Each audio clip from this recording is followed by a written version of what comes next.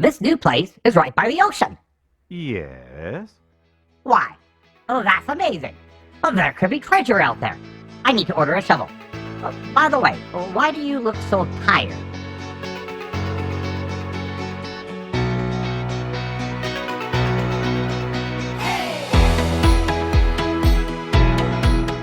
You have been there. The job is finally done. It's complete. There are no more tasks to do. The list is finished. And you are happy.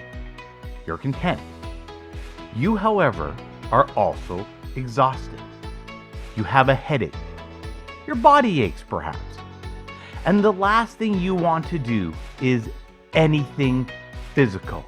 But you're not actually sleepy. You're not about to slip into the grips of depression. Not for this, at least. No, you are simply tired and need to recharge. So you crawl onto the couch and you turn on the TV. Or perhaps you grab a book. You simply need to get away from it all. Maybe it's with some friends. The world, the universe is yours to explore.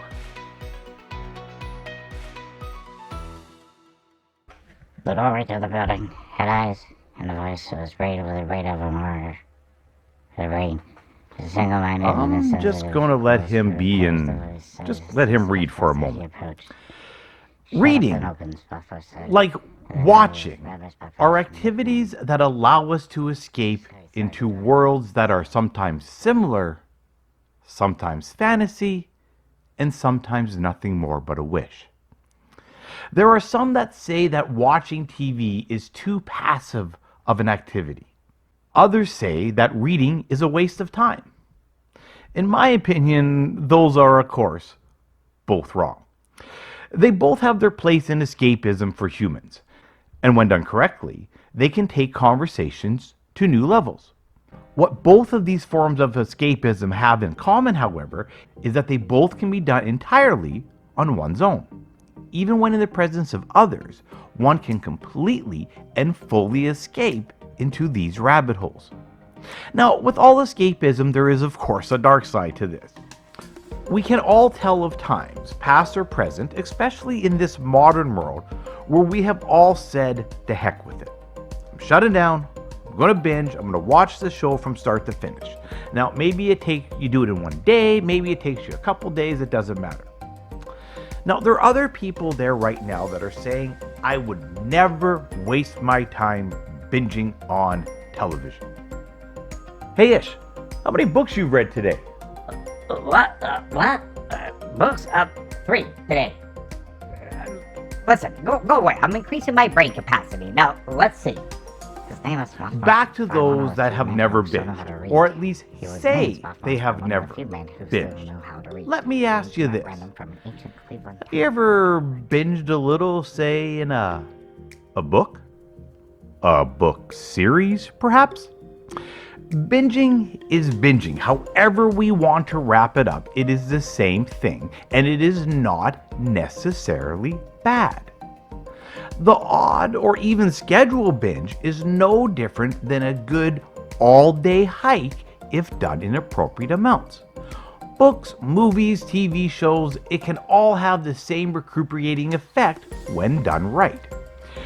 Now, in the terms of recuperation, it can allow the body and the mind the time to put the negative parts of the recently completed task, toil, battle into the past. And binging allows us to forget and softly coat the bad with a sweet, crunchy coating to turn bad memories into content ones. To give us a moment to be alone and also to do it together, where we can recharge into our own happy little shells but not lose the connections we have strived to create. It can even allow us to share a quiet beverage while we talk about later what we binged just now, in the glow of the successfully completed whatever it was. Mold. It was fungus and mold. Whatever it was. Now, don't forget to subscribe and like below, and check out our YouTube page, our Facebook page, and all the other pages that we have full of geek news now.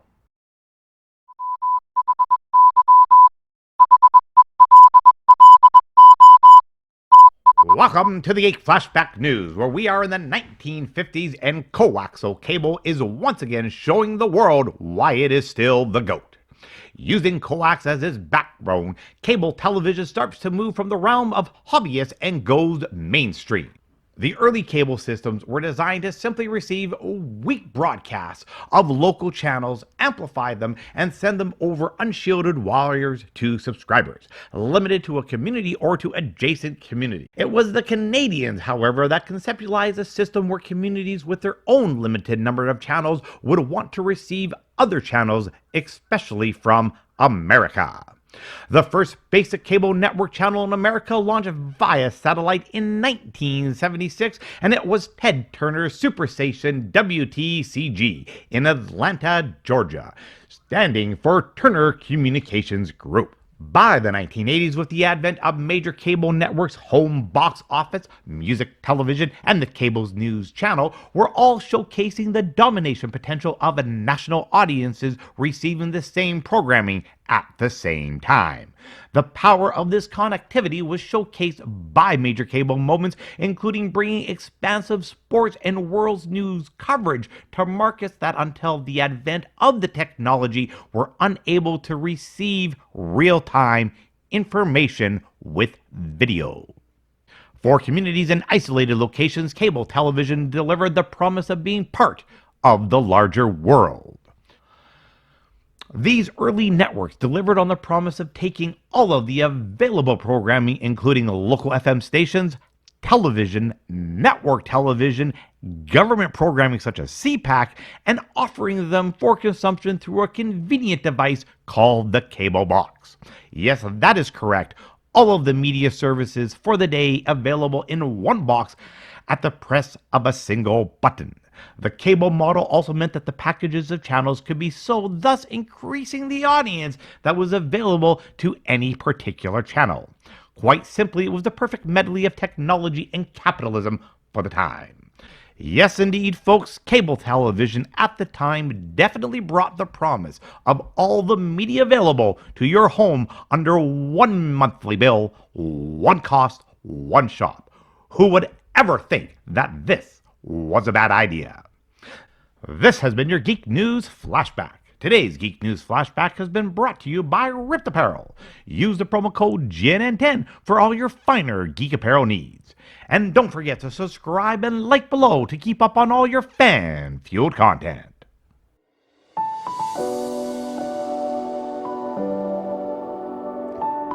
Hello, humans. This is Ish. If you are one of the bags of mostly water that have not figured it out yet, I am a higher life form trapped on this planet trying to figure out how to survive. Now that you know that, I want to share a story that I have recently read. Now, this is not a new story. It was published a few decades ago according to the page at the front, but it's one that I found on my Hoomans host bookshelf. The book intrigued me as the main character is someone like myself. Now, I won't go into any deep details other than to say that I want to share a bit of the book before I tell you my thoughts. Day 1. Spot Force suggested I do this, talking to the recorder at nights after work and discuss what I had done during the day. He gave me extra BBs just for this. The work is dreary at times, but it may have its rewards. I've been at it 5 days now. This is the first on which I've been felt at ease enough with a little recording machine to begin talking about it myself into it. And what is there to say about myself? I am not an interesting person. The films are brittle and must be handled with the greatest of care. When they break, as they frequently do, I must spend a careful time splicing them back together. I tried to get Dean Spotforth to assign me a technician robot. Perhaps a robot trained as a dentist or in some kind of precision work. But he merely said that would be too expensive. And I am certain he is right. So I thread the films into strange old machines called projectors and make certain they are adjusted properly, and then I begin projecting them on the little screen on my bed and desk. The projector is always noisy, but even my footsteps seem terribly loud down here in the basement of the old library.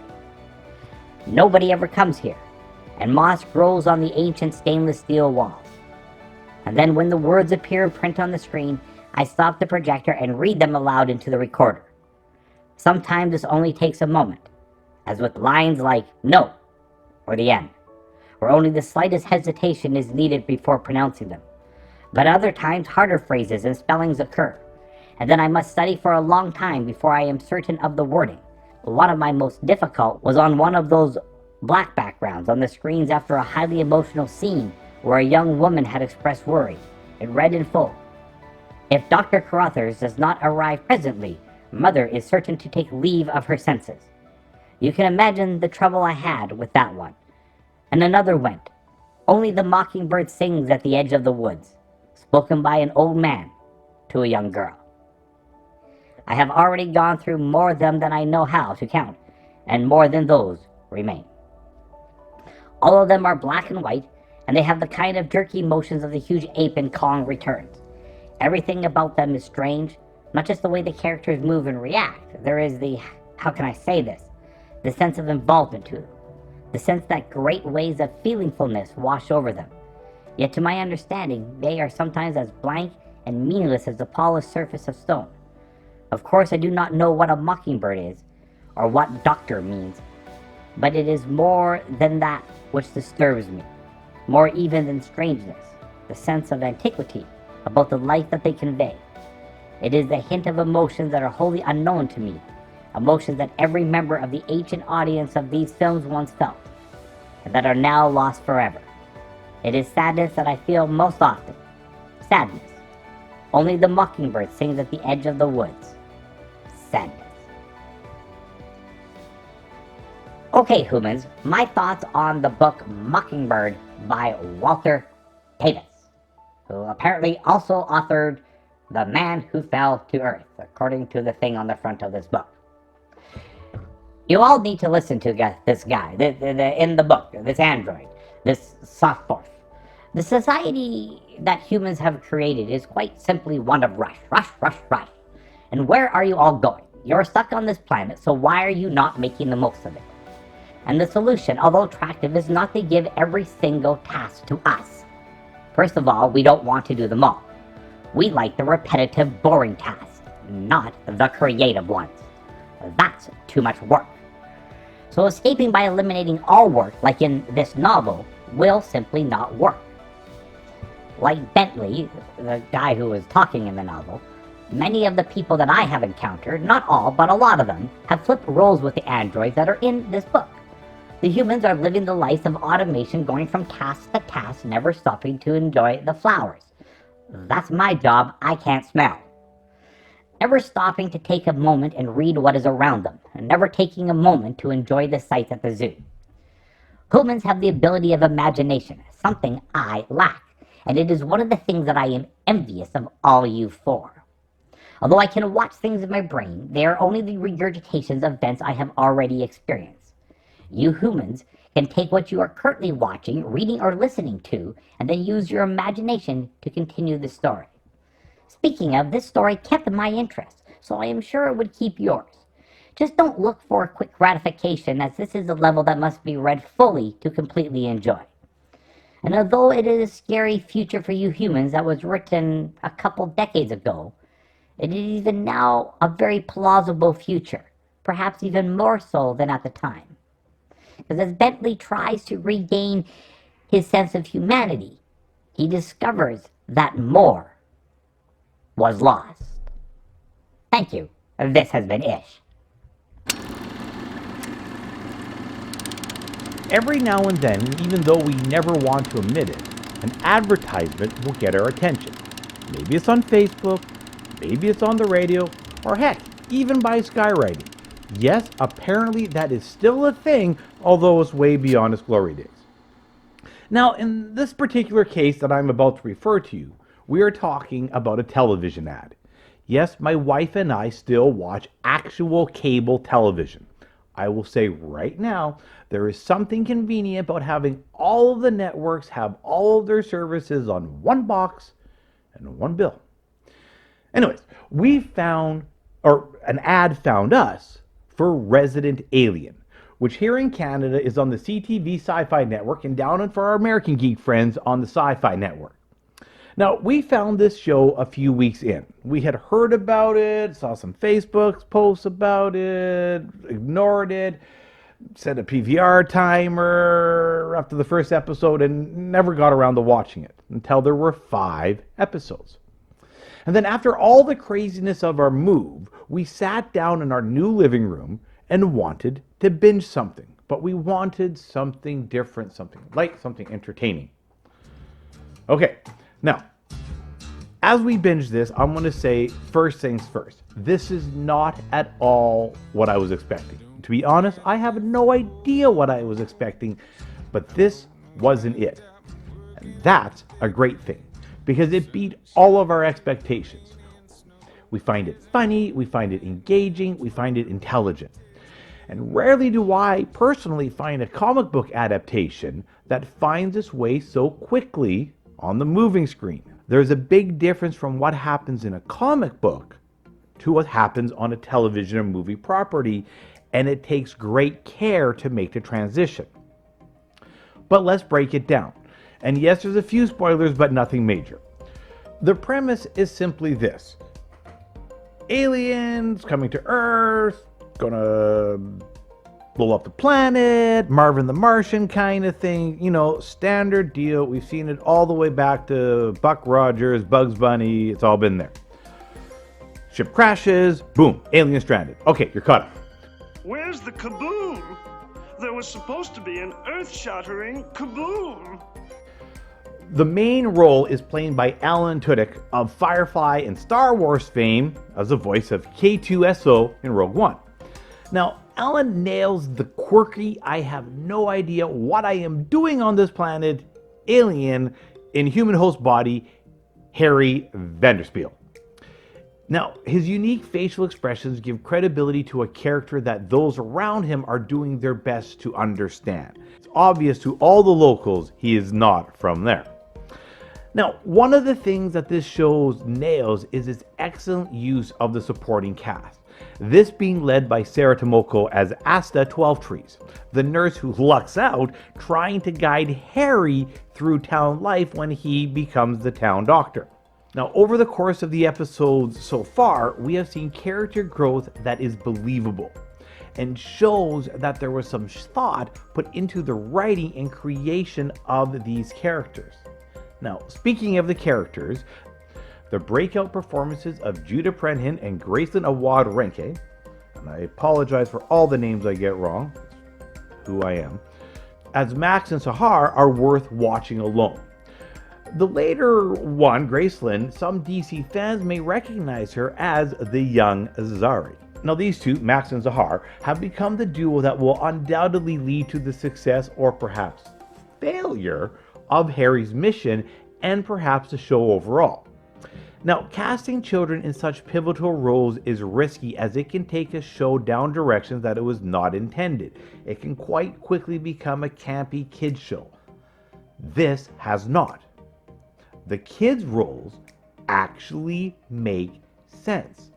Of course, the only ones who are going to figure out the alien is an alien, spoiler alert, are the children. Now, for those thinking, how does one write for modern day television, and you're looking for a case example, in my opinion, this is how you do it. This show is quick, it's fun, and it does, wait for it, inclusion correctly. This show features a diverse cast that just gets to be themselves. No masks, no special explanations, no gimmicks, just good old-fashioned, this is how it is writing. It reminisces back to writing of shows such as MASH and Fresh Prince that mastered comedy to showcase major social issues of the day using characters that were flawed and real. Now, time will tell if Resident Alien can live up to those legendary grades, but at this point the potential does exist. Now, one of the things that I strongly dislike about modern sci-fi TV shows is that they either spend all the money on the special effects or none at all using cheap CGI and horrendously obvious props. Few sci-fi shows have ever figured it out, meaning how to create a sci-fi show on a low budget. But those that do thrive. And this is simply that there is a simple rule. You cannot do sci-fi without major special effects unless the writing and acting are good. Quantum Leap springs to mind. Too often, modern media gets lost in the effects, and personally, I am very happy to see a low-tech approach, although a very well done low-tech approach with this show. The effects they have are great. The money they're spending there is well spent, well done, but it's not dominating the budget. You can tell that. You can tell that because of the writing and of the cast. Now, if you haven't yet, I recommend that you check this gem out, and of course, just park the actual science at the door. Remember, we're escaping here.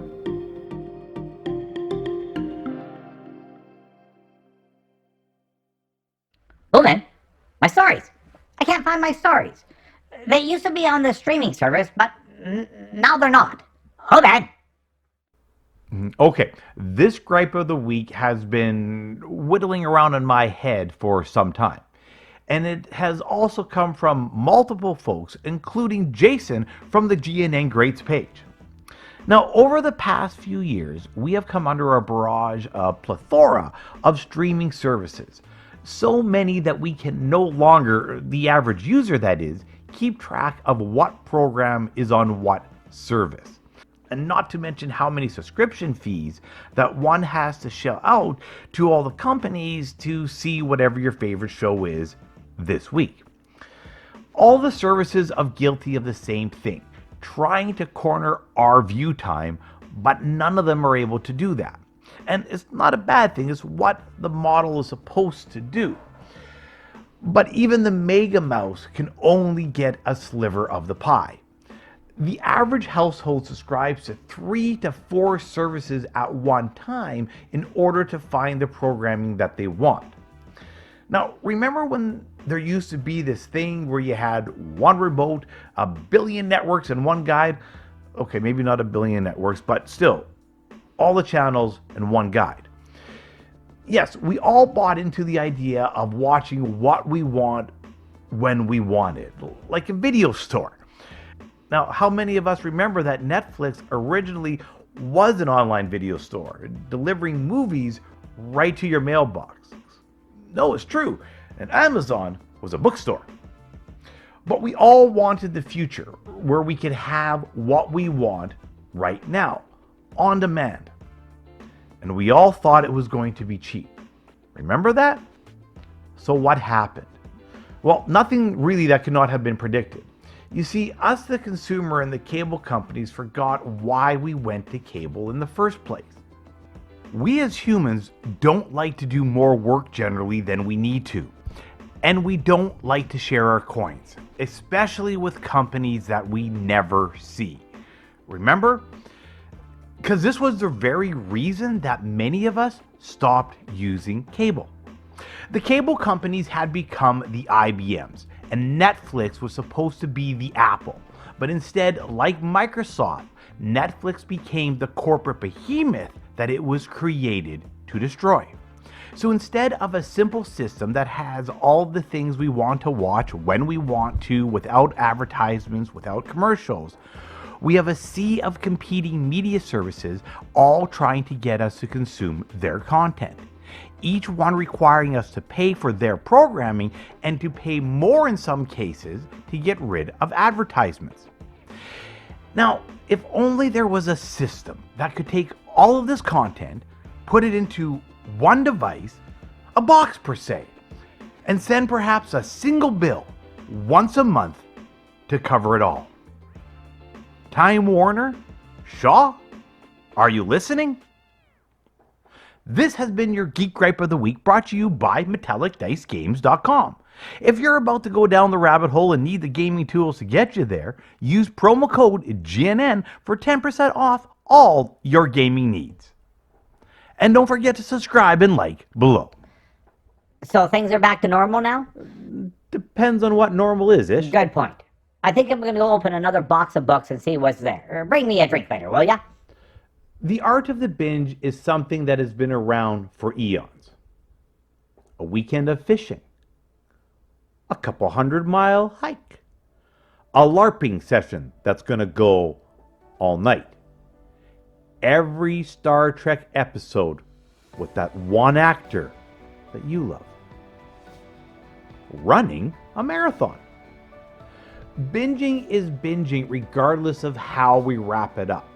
What we have to remember that for the binge to be good, for the binge to be productive to one's mental health, for one's soul, that even though there must be an endpoint of the binge, there must be an endpoint. The binge itself not need to have any point at all.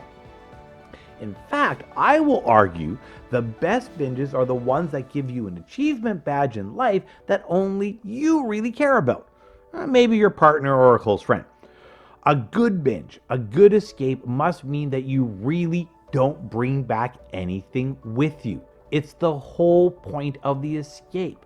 If we are just escaping by doing tasks on a list, we are not escaping, no matter how much we want to convince ourselves and others that we are. It is why so many people crash and burn out at some point. Think about it.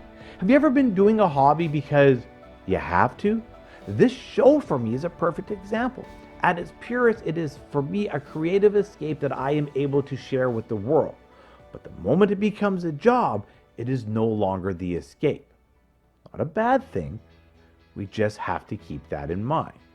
How many times have we started a hobby in life, perhaps a recreational sport, only to have it become such a major part of our life that it is deemed a lifestyle? And that's the power of the binge. A binge does not allow for that to happen, as there is a set endpoint. There are only so many episodes to watch. There are only so many words to read. Eventually, the trail will end. A binge is like eating all the pie at once.